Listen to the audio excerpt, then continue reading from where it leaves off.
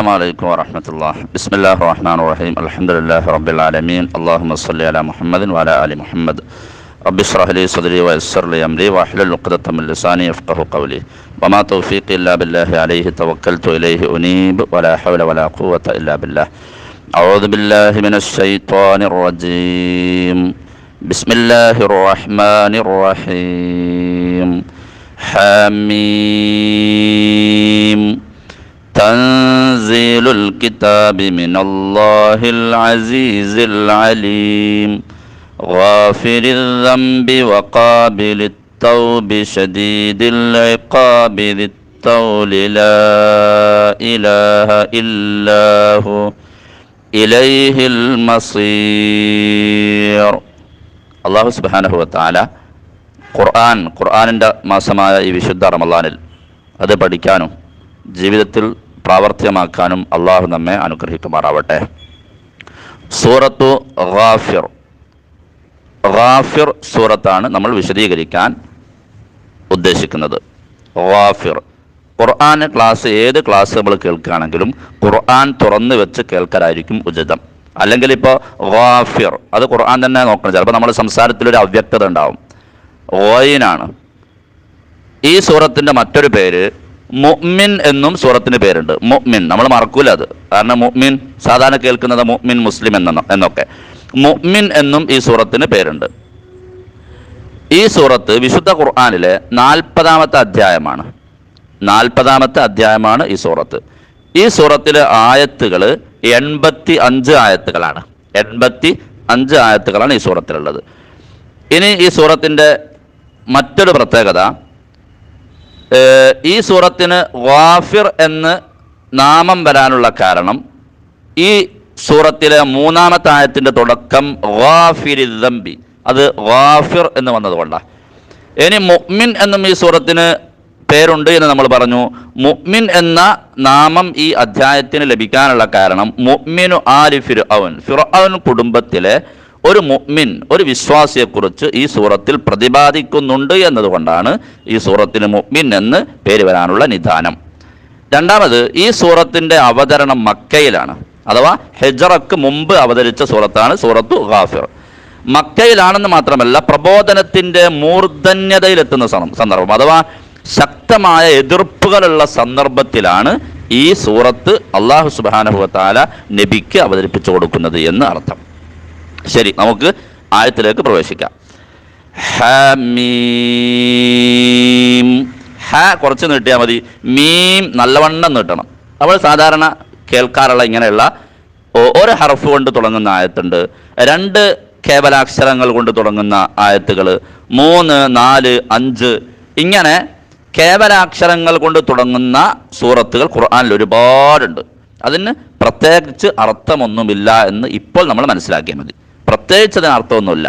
അതുകൊണ്ടാണ് മുഫസ്സിരീങ്ങൾ പറയും അല്ലാഹു ആലം, അതിൻ്റെ അർത്ഥം അള്ളാഹുവിനെ അറിയൂ. എന്തുകൊണ്ടാണ് അള്ളാഹു അങ്ങനെ അള്ളാഹുവിൽ സംക്ഷിപ്തമാക്കി വെച്ചത് അതിൻ്റെ അറിവ്? അത് നമുക്ക് അറിഞ്ഞുകൂടാ. എല്ലാ രഹസ്യവും അള്ളാഹു പുറത്താക്കുകയില്ല എന്നൊരു വിശ്വാസം മനസ്സിലാക്കണം. ഹമീം, ഹമീം എന്ന് തന്നെ. രണ്ടാമത്തെ ആയത്ത് തൻസീലുൽ കിതാബി മിനല്ലാഹിൽ അസീസിൽ അലീം. ഒക്കെ പരിചയമുള്ള വാക്കുകളാണ്. തൻസീലുൽ കിതാബ്, തൻ എന്ന് വ്യക്താക്കരുത്, അവിടെ ഒരു അവ്യക്ത. തൻസീലുൽ കിതാബി. തൻസീൽ പറഞ്ഞാൽ നസല, ഇറങ്ങി, പരിചയമുണ്ടല്ലോ.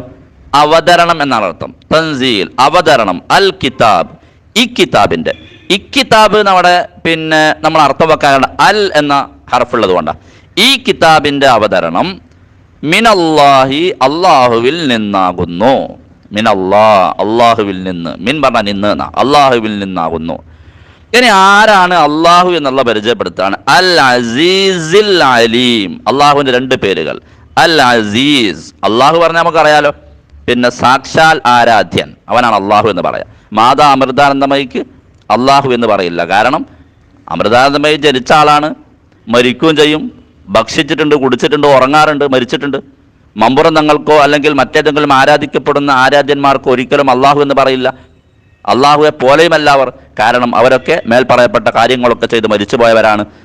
അള്ളാഹ് എന്നാൽ സാക്ഷാൽ ആരാധ്യൻ എന്നാണ് അർത്ഥം.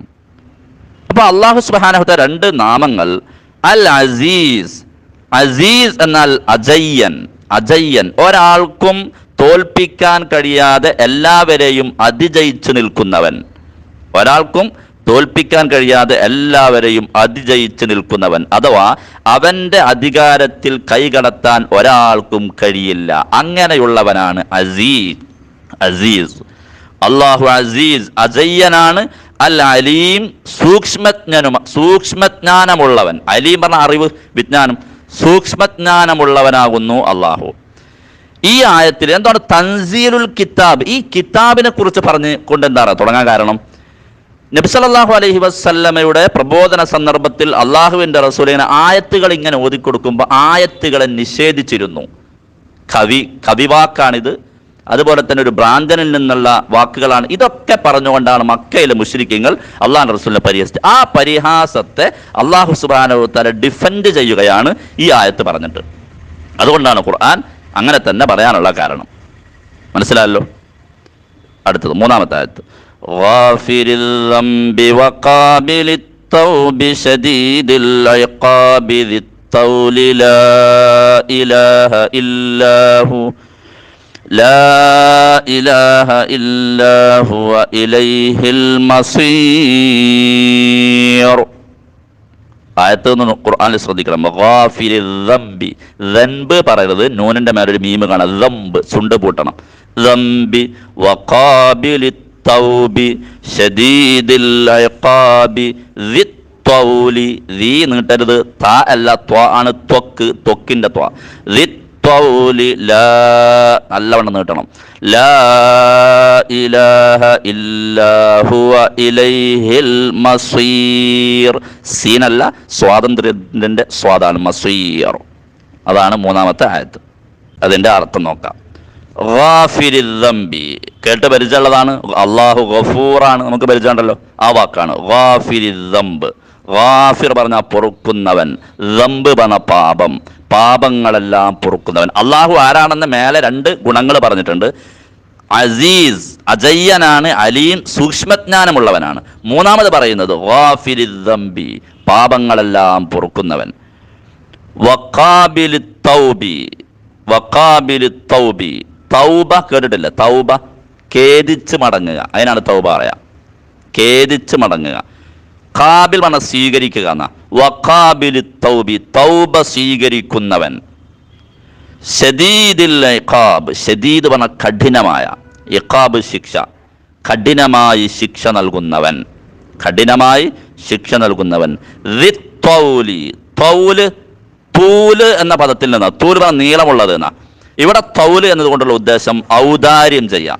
ദിത്തൗലി ഔദാര്യവാനായ, ശിക്ഷ കഠിനമായി നൽകുന്നവനായ, തൗബ സ്വീകരിക്കുന്നവനായ, പാപങ്ങളെല്ലാം പൊറുക്കുന്നവനായ അള്ളാഹുവിൽ നിന്നാണ് ഈ കിതാബിന്റെ അവതരണം. മനസ്സിലായല്ലോ?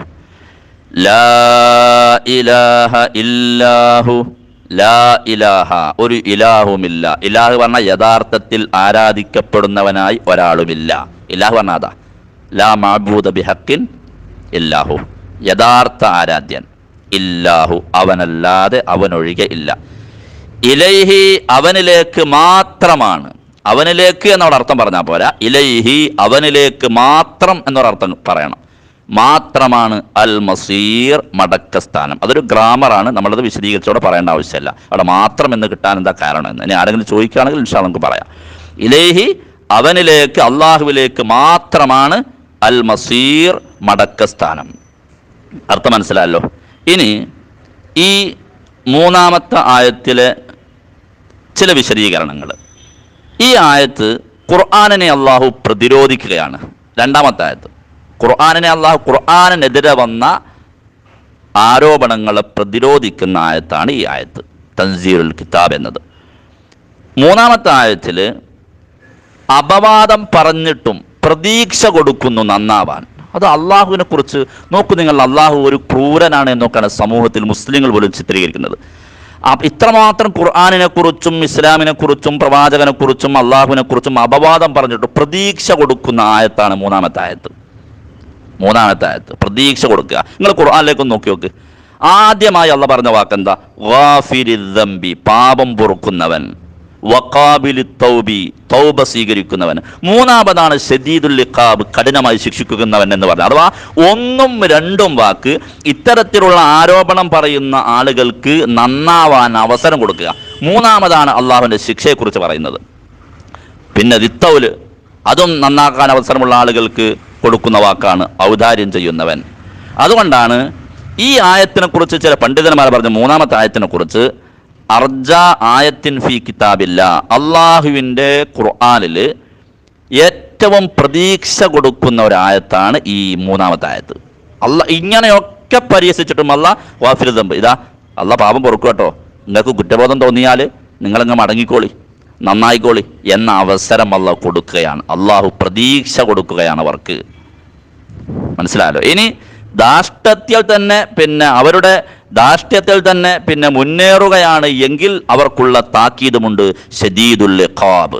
അള്ളാഹു പറഞ്ഞത് ശദീദുൽ ഇഖാബ്, കഠിനമായി ശിക്ഷിക്കുന്നവനാണ്. നിങ്ങളുടെ ഈ ആരോപണത്തിലും നിങ്ങളുടെ ഈ നിഷേധത്തിലും നിങ്ങൾ തുടരുകയാണെങ്കിൽ ശദീദുൽ ഇഖാബ്, കഠിനമായി ശിക്ഷിക്കുന്നവരുമാണ് എന്ന താക്കീതും അള്ളാഹു സുബ്ഹാനഹു വ തആല ഈ ആയത്തിലൂടെ കൊടുക്കുന്നുണ്ട് എന്നതാണ് ഈ ആയത്തിൻ്റെ സവിശേഷതയെ നമ്മൾ മനസ്സിലാക്കേണ്ടത്. ഇന്ന് 3 ആയത്തുകളെടുത്ത് ഇൻഷാ അല്ലാഹ് നാളെ കുറച്ചും കൂടി ഒരുപക്ഷെ കൂടുതൽ എടുക്കാനും സാധ്യതയുണ്ട്.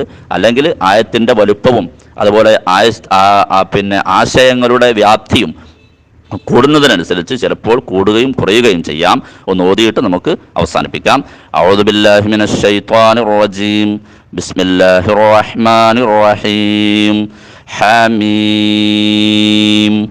തൻസീലുൽ കിതാബി മിനല്ലാഹിൽ അസീസിൽ അലീം. ഗാഫിരിൽ ദംബി വഖാബിലിത് തൗബി ശദീദിൽ ഇഖാബി الطول لا إله إلا هو إليه المصير. ഗാഫിർ 1, 2, 3 ആയത്തുകൾ. അല്ലാഹു സുബ്ഹാനഹു വ തആല ഖുർആൻ പഠിക്കുന്ന വിശ്വാസിനികളിൽ അല്ലാഹു നമ്മെ ഉൾപ്പെടുത്തി അനുഗ്രഹിക്കട്ടെ. വൽഹംദുലില്ലാഹി റബ്ബിൽ ആലമീൻ. അസ്സലാമു അലൈക്കും വറഹ്മത്തുള്ളാഹി.